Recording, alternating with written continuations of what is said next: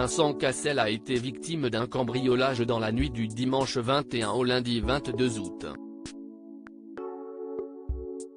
Selon les informations dévoilées par Le Parisien, c'est le domicile parisien de l'acteur, situé à Ménilmontant, dans le 20e arrondissement, qui a été cambriolé. Absent au moment des faits, le père de Deva, Léonie et Amazonie a cependant pu compter sur ses voisins pour prévenir les forces de l'ordre. Si les caméras de surveillance ont révélé la présence de 5 individus dans l'appartement, ce sont finalement 3 personnes qui ont pu être interpellées alors qu'elles fuyaient depuis les toits de la capitale. Les suspects transportaient essentiellement des appareils électroniques, 2 ordinateurs, 2 tablettes, un iPhone et une carte bancaire. Au total, près de 20 000 € de dégâts ont été occasionnés dans l'appartement du compagnon de Tina Kuneiki. L'un des suspects s'est excusé, mais assume son acte. Si Vincent Cassel ne s'est pas porté partie civile dans l'affaire du cambriolage, les 3 suspects ont rapidement été placés en garde à vue et l'un d'entre eux a déjà été jugé.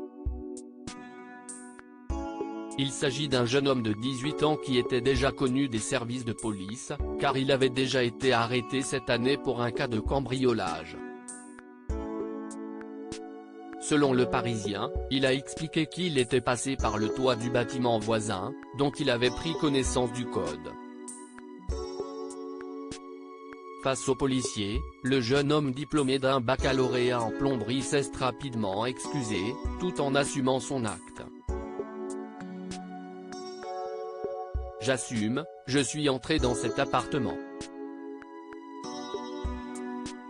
Je suis désolé pour Vincent Cassel que j'aime bien, mais pour moi, il s'agissait surtout d'une belle maison, a-t-il déclaré avant de poursuivre. Je ne peux pas vous dire qui a eu l'idée de le cambrioler, car je risque des représailles. Il a été condamné par le tribunal de Paris à une peine de 8 mois de prison, dont 4 fermes.